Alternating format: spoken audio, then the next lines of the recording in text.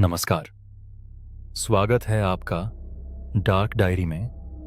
डर, रहस्य और रोमांच की उस दुनिया में जहां हम आपको सुनाते हैं सच्ची घटनाओं से प्रेरित रहस्यमयी और अनसुलझी कहानियां। तो चलिए खोलते हैं डार्क डायरी का एक और पन्ना। शहर के किनारे बसा था एक छोटा सा कस्बा, धूल भरे रास्ते, पुराने खंडहर और एक ऐसा सन्नाटा जो रात में और भी डरावना हो जाता था। इसी कस्बे में रहता था अर्जुन, एक सीधा सादा स्कूल टीचर जो अपनी पत्नी सुमेधा और 6 साल के बेटे आरव के साथ एक पुराने कोठीनुमा मकान में रहता था। घर पुराना जरूर था, लेकिन उसमें एक अलग सी आत्मा बसती थी, जैसे हर दीवार कुछ कहना चाहती हो, हर कोना कुछ छुपा रहा हो। अर्जुन की जिंदगी सामान्य चल रही थी, जब तक कि वो भयानक दिन नहीं आया जिस दिन सुमेधा की रहस्यमयी मौत हुई। किसी ने कुछ नहीं देखा, किसी को कुछ समझ नहीं आया, बस एक चीख सुनाई दी और फिर कमरे में पड़ी मिली सुमेधा की ठंडी निर्जीव देह।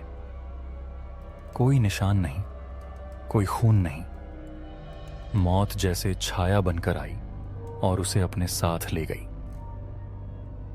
पुलिस ने केस को बंद कर दिया, कारण अज्ञात मौत। लेकिन अर्जुन जानता था कि कुछ तो गड़बड़ है। सुमेधा की आंखों में जो डर जमा हुआ था वो किसी सामान्य मौत का लक्षण नहीं था। आरव भी अब रातों को डरकर जाग जाता। पापा, मम्मी कमरे में आती हैं, वो कहता। अर्जुन उसे चुप कराता, लेकिन उसके मन में भी एक डर घर कर गया था।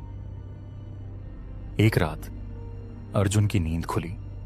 कमरे में अजीब ठंडक थी, जैसे किसी ने खिड़कियां खोल दी हों, लेकिन सब बंद था। तभी दरवाजे पर हल्की दस्तक हुई। टक टक टक। उसने दरवाजा खोला, कोई नहीं था, मगर पास की दीवार पर उंगलियों के निशान थे, गीले और ताजे। अर्जुन की रीढ़ की हड्डी में सिहरन दौड़ गई। उसने खुद को समझाया कि शायद ये उसका वहम है, लेकिन ये शुरुआत थी। अगले कुछ हफ्तों में अजीब घटनाएं होने लगीं। दीवारों पर खुद ब खुद कुछ लिखा दिखता। मैं यहीं हूं, तुमने देखा? मेरी बात सुनो। किचन में रखी चीजें गिरने लगती। आरव को कोई लोरी सुनाता और कभी कभी एक जानी पहचानी खुशबू, वही सुमेधा की, हवा में घुल जाती। एक शाम जब अर्जुन स्कूल से लौटा तो देखा आरव अपने कमरे में दीवार से बात कर रहा था। वह बोला, पापा, मम्मी कह रही हैं कि वो मुझसे नाराज नहीं है, वो बस आपको कुछ बताना चाहती हैं। अब अर्जुन का सब्र जवाब देने लगा था। उसने रात में उस कमरे में कैमरा फिट कर दिया।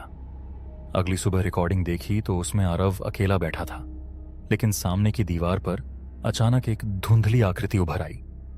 लंबे बाल, सफेद साड़ी और वो चेहरा सुमेधा का। अर्जुन अब किसी पागलपन के कगार पर था। उसने अपने कॉलेज के दोस्त और अब पैरासाइकोलॉजिस्ट बने अंशुल को बुलाया। अंशुल ने घर की जांच की और कहा, यह आत्मा अनदेखी नहीं, अनसुनी है। इसका कोई अधूरा काम है। जब तक तुम उसकी बात नहीं सुनोगे, ये तुम्हें चैन नहीं लेने देगी। अर्जुन ने डरते हुए एक रात उस कमरे में अकेले बैठकर सुमेधा से बात करने की कोशिश की। अगर तुम हो तो बताओ, क्या चाहती हो? कमरे में हवा सघन हो गई। खिड़की अपने आप खुल गई और सामने आईना अपने आप हिलने लगा। आईने पर धीरे धीरे एक शब्द उभरा, नीरज। अर्जुन चौंक गया। नीरज? वो सुमेधा का कॉलेज फ्रेंड था, जिससे उसका संपर्क सालों पहले टूट गया था। अर्जुन ने नीरज की तलाश शुरू की और उसे पता चला कि नीरज उसी कस्बे में एक पुरानी हवेली में छिपकर रह रहा है। अर्जुन वहां पहुंचा और नीरज से पूछा, सुमेधा की मौत का क्या रहस्य है? नीरज का चेहरा सफेद पड़ गया और उसने कांपती आवाज में कहा, मुझे माफ कर दो अर्जुन। उस रात मैं सुमेधा से मिलने गया था। मुझे लगा वो मुझसे अभी भी प्यार करती है। जब उसने मना किया तो गुस्से में मैंने उसे धक्का दे दिया।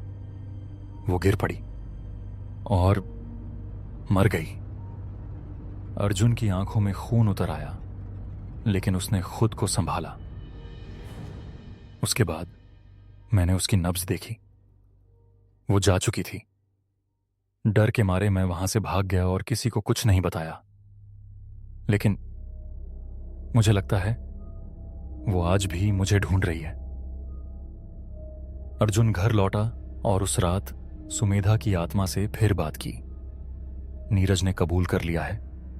उसने कहा, अब तुम मुक्त हो सकती हो। कमरे की बत्तियां एक साथ चमकीं, खिड़कियां तेज हवा से खुलीं और एक तेज रोशनी में सुमेधा की आकृति अर्जुन के सामने प्रकट हुई। उसकी आंखों में अब डर नहीं, शांति थी। उसने मुस्कुराते हुए कहा, अब मैं जा रही हूं, आरव का ख्याल रखना। अर्जुन फूट फूट कर रो पड़ा। उसी पल दीवार की लिखावटें मिट गईं, घर की ठंडक सामान्य हुई और हर कोने से एक सुकून फैल गया। कुछ महीने बीते, जिंदगी वापस पटरी पर आने लगी। लेकिन एक रात जब अर्जुन छत पर लेटा आसमान देख रहा था, उसने आरव को देखा। वो हवा में हाथ हिला रहा था जैसे किसी को बाय कह रहा हो। क्या हुआ आरव? अर्जुन ने पूछा। मम्मी आई थी।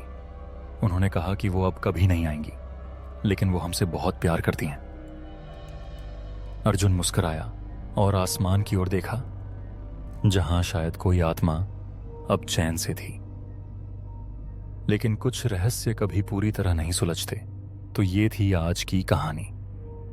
अगर आपको ये कहानी पसंद आई हो तो लाइक और कमेंट करें, और ऐसी ही कहानियों के लिए डार्क डायरी को सब्सक्राइब करें। मिलते हैं अगली रात एक नए राज और एक नई कहानी के साथ, सिर्फ डार्क डायरी में।